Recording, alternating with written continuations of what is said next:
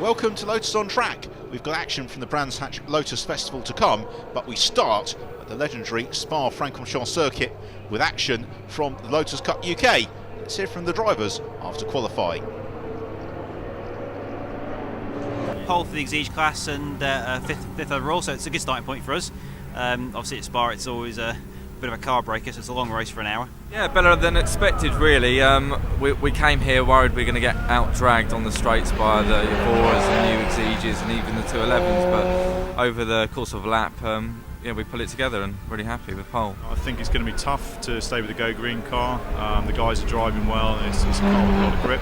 But we're going to give it a go, and an overall win is certainly on the cards. The team last night put another new engine in, which meant I missed quali.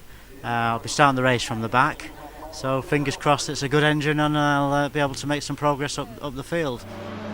Well, Ken Savage with a lot of work to do, but a quick driver who may well challenge as the race goes on. A huge field of cars, and this then how they lined up, with Rob Fenn in pole position from Nicolas Ferrer and Guillaume Gomez. In the second row, Marcus Jewell and Steve Train, and Gregory Rass of Jeff Milam and Steve Guglielmi, alongside the Exige of Jamie Stanley, who shared row 3.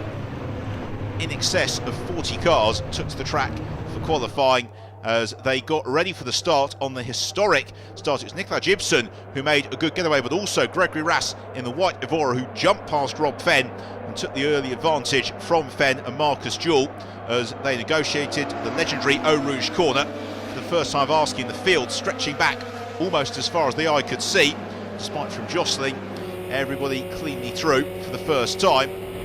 Heading on towards Radion in car Thomas Dehaib, you can see just how busy it is as the cars venture down the kilometre-long Kevin Straight for the first time. Slipstream of plenty. As they came through to La Source at the end of the first lap, this was really the point at which the race began to turn. It said, watch for the orange car of Marcus Jewell swarming all over the tail of Rob Fenn, braking very, very late for the hairpin. Contact with Gregory Rass, damage to Jewell's car, and also for Rass, who immediately exited stage right into the pit lane with damage to the Evora. It promoted Rob Fenn in to lead the race, Marcus Jewell trailing fluid, and that was enough to catch out Jean-Pierre Genou-Prachet at La Source.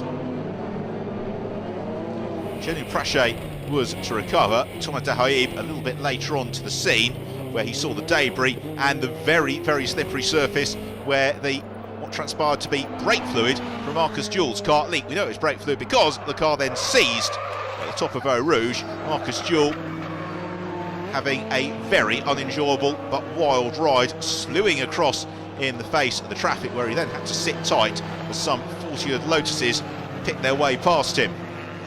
Fortunately, they all saw the bright orange 211 and gave it evasive action. Well, as Gregory Rass exited proceedings, Ken Savage joined the fray. Savage, always a quick and competitive driver, just beginning to get on top of the 211 in the second half of the season. He worked his way past the stricken Jewell.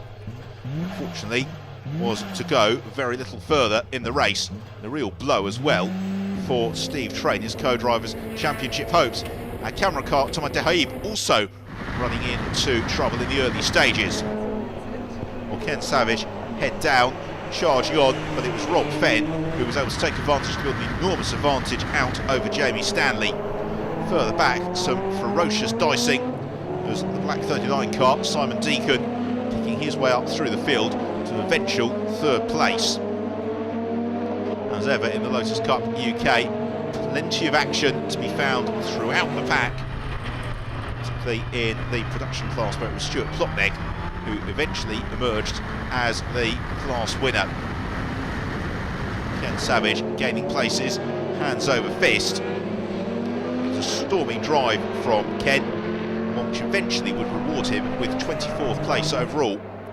Very, very good going. He overtaken the better part of 20 cars. But at the flag, it was Rob Fenn who took the win, and in the end, in dominant fashion from Jamie Stanley, some 40 seconds was Fenn's margin of victory.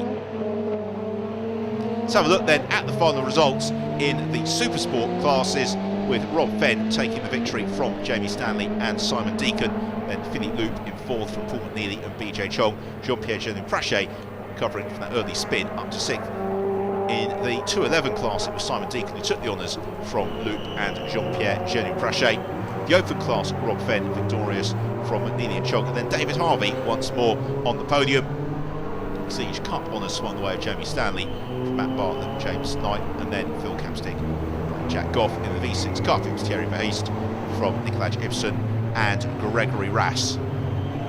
In the Production Championships, Stuart Plotnick claiming the honours from another strong drive from Andy Napier with Marcus Nikolvic completing the podium from Adam Knight, and then it was Radcliffe and Dunn rounding out the top 5. I knew I'd lose a couple of places on Kemmel Straight. I lost to Marcus and Greg Rass, but by the second lap there was a big accident as Marcus went into Greg, which opened a nice gap for me, and it was sort of melee behind, so I managed to build up a pretty strong lead, and we sort of held on from there, and the car was perfect. Well done, Paul. Stunning first stint. But we brought the car home. Really pleased. Good team effort. Lads done a cracking job. After a hard weekend's racing, time to celebrate on the legendary Spa rostrum. Opportunity for the drivers to receive the spoils of victories, posing for John Brand from Snappy Racers on the podium before turning their attention to the rest of the season and the long trip home.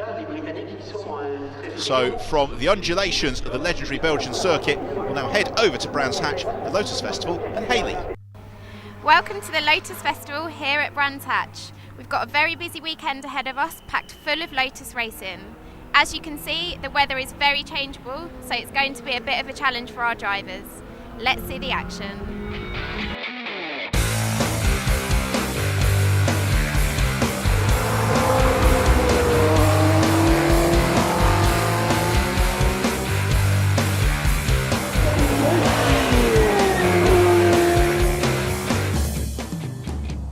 Fabulous Brands Hatch Grand Prix circuit, a fitting home for Lotus Festival, which goes from strength to strength each year.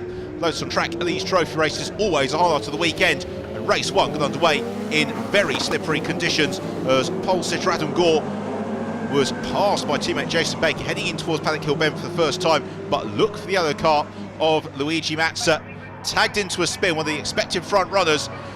Exiting very early from proceedings, Will Price also had a spin in sympathy as Andrew Bentley, who was the driver who made contact with Matson, was able to continue as the drivers tiptoed their way up Harewood Hill and through Druids for the fast time.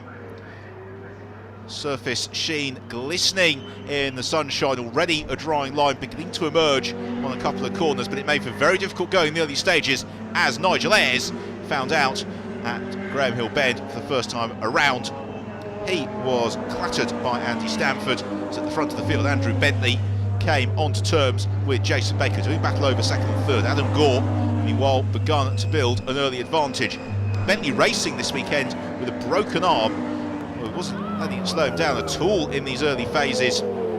Able to pick his way past the relative newcomer Baker, although Baker already a race winner in 2013 at Druids. Bentley then set off in pursuit of Gore. Eventually he reeled in Gore, and the crowd were all set for a battle royal as Bentley begun to ask all the right questions.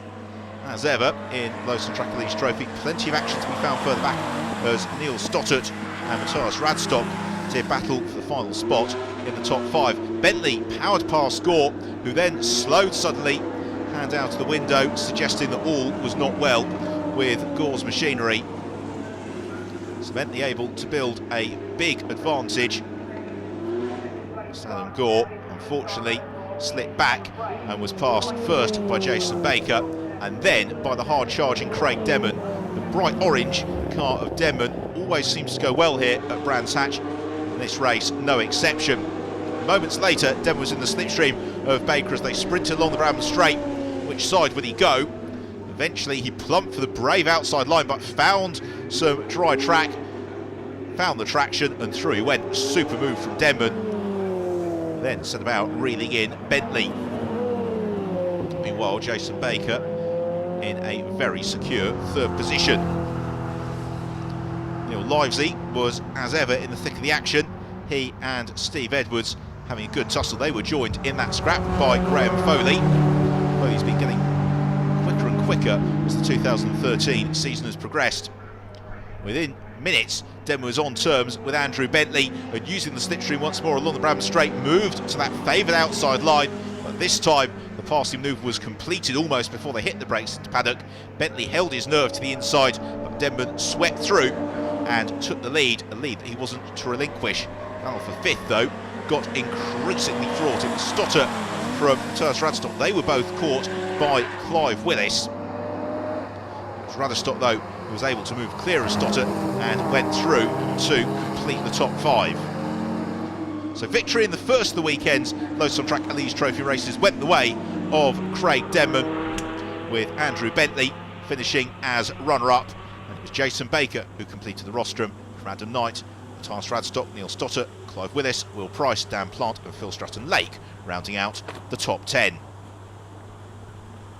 Tricky conditions mastered, it's time for the drivers to celebrate with the trophies and the champagne on the Brands Hatch Lotus Festival rostrum. Hi Craig, first place, congratulations. Was it a difficult race for you? It was, yeah. We had a dreadful start. Car just bogged down and I think I went back to 6th or whatever, but managed to get through after the first corner calamity, and just got my head down and just started picking them off one by one and got there in the end, yeah. Well, that's it for part 1, but join us after the break with more action from the Lotus Festival.